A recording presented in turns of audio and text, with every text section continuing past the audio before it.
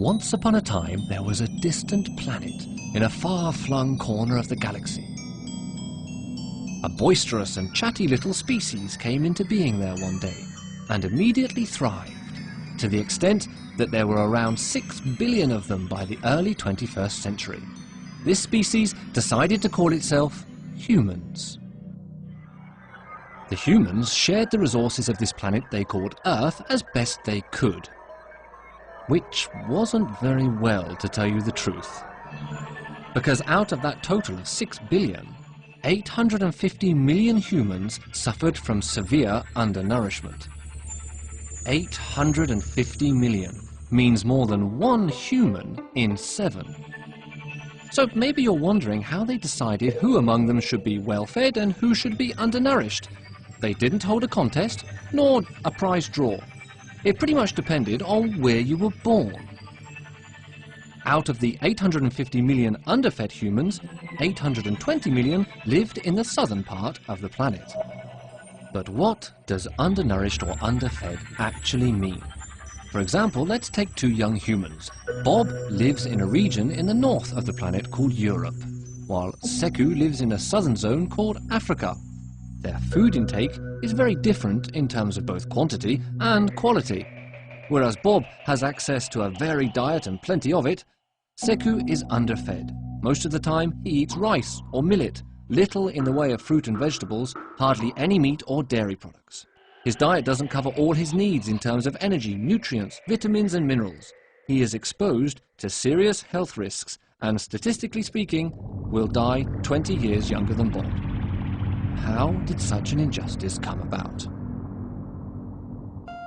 It's important to remember that these creatures are unable to absorb solar energy directly, meaning they have to store up energy by swallowing plants and animals grown and raised by a particular category of human called farmers. Yet, along with their families, farmers represent 80% of the undernourished population. There are several reasons for this paradox, and they sometimes overlap. In certain regions of the planet, farmers only have tiny plots of land, which are too small to feed their families. In other regions, they don't even own the plot of land they use to grow crops. In the 4 corners of the world, poor peasant farmers do not enjoy access to the latest techniques nor equipment, which could help them produce more and store their harvest to make it last all year. There are also some countries which have a wealth of natural resources such as oil and where food production is insufficient due to a shortage of farmers. Let's see why. The field of manioc you can see here has been abandoned because its owner Usman has gone to live in the big city. Usman left because he hopes he can earn more money working in the oil industry. He no longer produces manioc, and nor does he consume much anymore. Since he became a city dweller, he prefers bread made from wheat or rice. But wheat and rice don't hardly grow in this part of the planet, which means they have to be bought elsewhere, on the international market. This is where Peter comes in. Peter is a trader in Chicago. Peter's job is precisely the buying and selling of agricultural products. He's never actually seen a sack of rice. Everything is done on computer. When he buys a product, its price goes up, and when he stops buying, its price falls. This is Seku, Usman's former neighbor who stayed behind in the village. Seku no longer eats manioc, but rice. Since imported rice has become really cheap, it makes more sense financially to grow cotton for export and then use the money to buy rice. The result is that Usman and Seku are both dependent on Peter for their food. And then one fine day, Peter and his friends decide that wheat is wonderful, but cotton leaves them cold. As a result, the price of wheat goes through the roof, taking rice with it. Usman and Seku no longer have the means to buy their main source of food. Their survival depends on imports. This is known as food dependency. Luckily, there's Josephine. Josephine works for a food aid program, which distributes provisions to Usman and Seku to stop them starving, which is obviously a good thing. What's not so good is that distribution of free food pushes down prices on the local markets, which makes Seku even poorer. Alberto is a demographer. His job is to predict future population trends. Now, according to Alberto, countries which are subject to food dependency are those whose population is set to grow fastest in the coming decades. The current shortage of food is caused by poor distribution, not sharing it out properly. But feeding everyone in 2050 will require the world's food production to be doubled. To attain this goal, the most obvious solution is to increase the cultivated land area. But Earth is a small planet, and 3/4 of its surface is ocean, so space is limited. Hence the second solution, increasing the yield. In other words, the quantity produced on a given area. Farmers in northern countries have become really good at this kind of thing. On an identical land surface, Michel, a farmer in Europe, produces up to 1,000 times what Sekou can achieve in Africa. The problem is that this exploit consumes water, oil, fertilizers and pesticides, and is highly polluting. Miriam is an agronomist. Her job is to think about agriculture, and she tells it straight.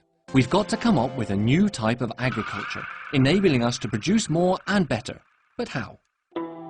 For example, by using organic products which are not so harmful for the environment. By using crop rotation. By going back to local plants which are more suited to the soil and climate. By combining complementary plants using watering techniques which save on water. But to access all of these techniques and own the land they work on, farmers in southern countries require financial resources.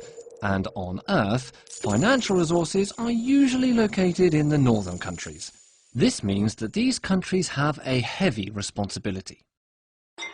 Rather than sending their stocks of cereal or milk to the poorest countries in massive quantities, they should help them develop their own food production and its distribution on a local scale. Humans have an old proverb. Give a man a fish and he'll eat for a day. Give him a fishing rod and he will eat for a lifetime. So, how can we feed all the inhabitants of this distant planet? You might be thinking, that's their problem, and in a way, you're right. But try to put yourself in the shoes of one of these creatures. Let's say an inhabitant of one of the rich countries. Let's say Bob. What can you do? You don't even know Sekou. You can't lend him your pocket money. However, Bob holds, a small part of the solution. Here's how. In rich countries, and those where living standards are rising, the same type of diet is spreading. Despite the cultural differences, everyone is eating fewer cereals and pulses, beans, etc. And a lot more meat, fish and dairy products. And that changes everything. Because you need 3 kilos of grain to produce 1 kilo of poultry, and more than double that to obtain 1 kilo of beef. This is where Bob can make a real difference. In fact, by choosing a dish of lentils instead of steak, he consumes 1/6 of the farming land and 1/12 of the water, and this leaves more for others. So, how can we feed the world? It's tricky, as the factors at work are political, economic, ecological and scientific. On this distant planet, humans have to work together to solve this puzzle. And unless they find a spare planet to rear cows on, the solution also lies in changing their eating habits. In other words, in changing what's on Bob's plate.